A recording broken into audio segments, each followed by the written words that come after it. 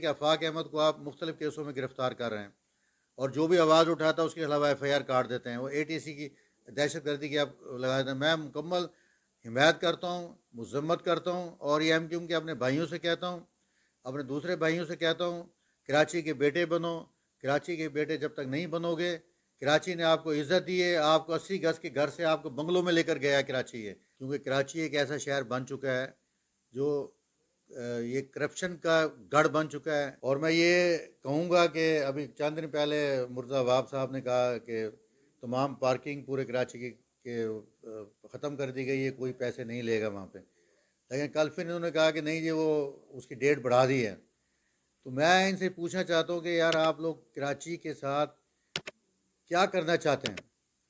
آپ کیونکہ اب روزوں کے دن شروع ہو چکے ہیں, عید آ چکی ہے, اور یہ تمام ٹھیکے اس پارٹی کے لوگوں کے پاس ہیں. یہ تو میں یہ آرمی چیف سے میں کہوں گا یہ کہ سر پہلے بھی آپ نے اقدامات کیے ہیں کراچی کے لیے, اس سے پہلے کہ کراچی شہر پھر دوبارہ ایک وہ شہر بن جائے جسے نواز شریف نے دہشت گردی سے نجات دلائی تھی.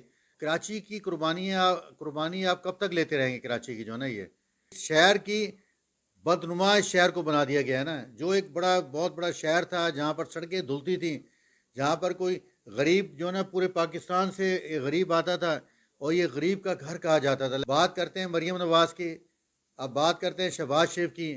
میں کہتا ہوں لاہور جو نا ایک جا رہا ہے جدید شہر بنتا ہوا جا رہا ہے, اور کراچی ایک گندا شہر بنتا ہوا جا رہا ہے. جو نا آپ کے پورے آپ اسٹیل مل تک چلے جائیں, آپ کے دونوں سائڈوں پہ انکروچمنٹ ہے, کبھی صفائی نہیں ہوتی ہے, لوگ گھروں میں بیٹھ کے تنخواہ لے رہے ہیں. واٹر بورڈ کا محکمہ ہو, کے ایم سی کا محکمہ ہو, کے ڈی اے ہو, یعنی کہ جرائم کے گڑھ ہیں یہ.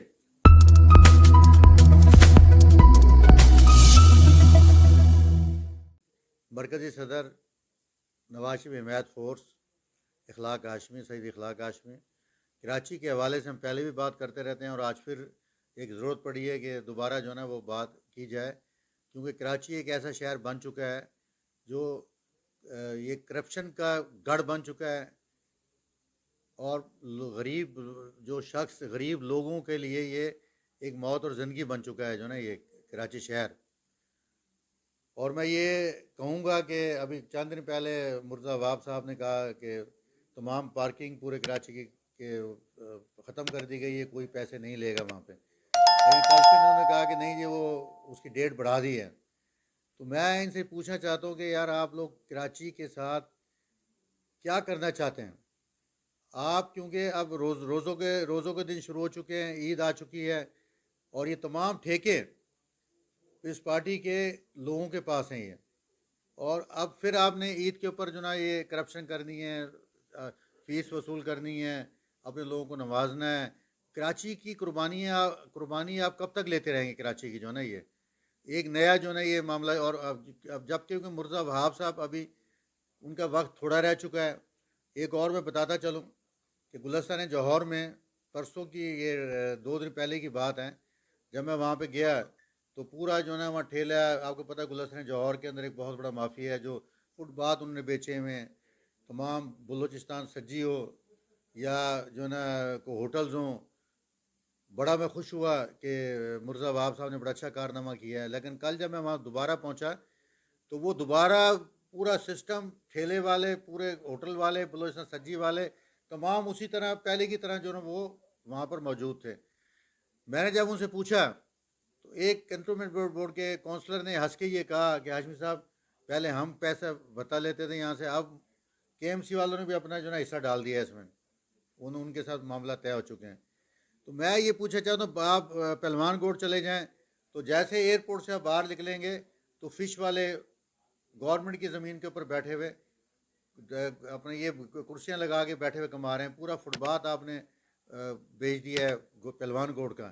اس شہر کی بدنما شہر کو بنا دیا گیا ہے نا, جو ایک بہت بڑا شہر تھا جہاں پر سڑکیں دھلتی تھیں, جہاں پر کوئی غریب جو نا پورے پاکستان سے غریب آتا تھا اور یہ غریب کا گھر کہا جاتا تھا. لیکن آج یہ کراچی کی سڑکیں دھلنے کی تو کیا ہے کہ آپ بات کرتے ہیں مریم نواز کی, اب بات کرتے ہیں شہباز شریف کی.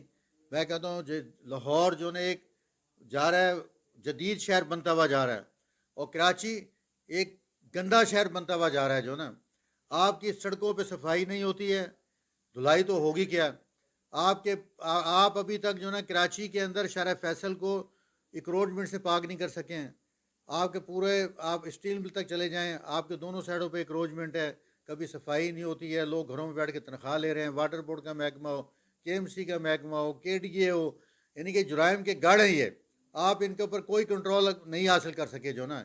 تو میں یہ آرمی چیف سے میں کہوں گا یہ کہ سر پہلے بھی آپ نے اقدامات کیے ہیں کراچی کے لیے، اس سے پہلے کہ کراچی شہر پھر دوبارہ ایک وہ شہر بن جائے جسے نواز شریف نے دہشت گردی سے نجات دلائی تھی، وہ شہر بن جائے، وہ شہر نہ بن جائے جس کی لوڈ شیڈنگ نواز شریف نے ختم کرائی تھی۔ تو میں پھر یہ کہوں گا کہ خدارہ اس کراچی شہر کو سنبھالیں، اور میں نے پہلے مطالبہ کیا تھا، آج پھر مطالبہ کر رہا ہوں کہ آپ کی حکومت جائے یا حکومت کو ختم ہوتی ہے ہو جائے، لیکن اس کراچی شہر کو آپ کو بچانا پڑے گا۔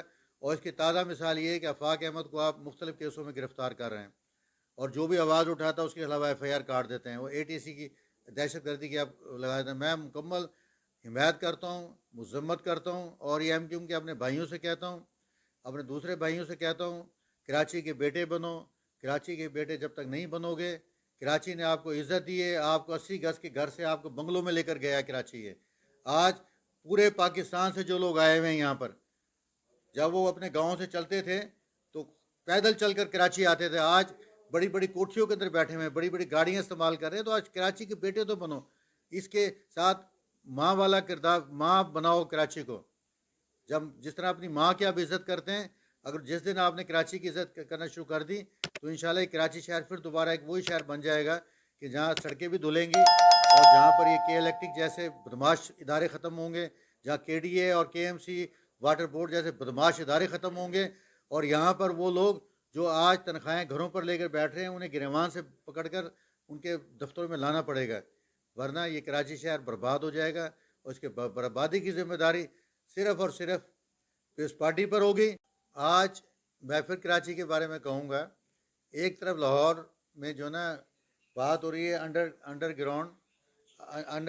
گراؤنڈ جو نا بسیں چلنے کی بات ہو رہی ہے، اور مری میں جو نا گلاس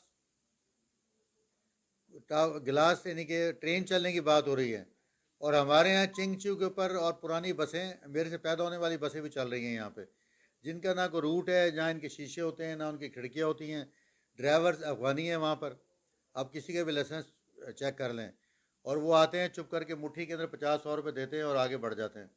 اسی طرح ڈمپرز کو آپ چیک کر لیں، تمام ڈمپرز جو ہے نا وہ افغانی چلا رہے ہیں۔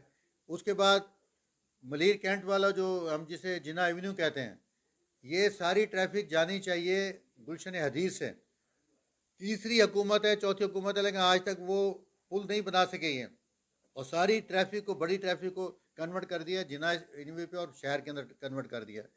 تو میں یہ کہتا ہوں کہ ٹریفک کی ڈی آئی جی اور ٹریفک ایس ایس پی آج تک ہمیں روڈ پر نظر نہیں آئے، ڈی ایس پی نظر نہیں آتے ہمیں۔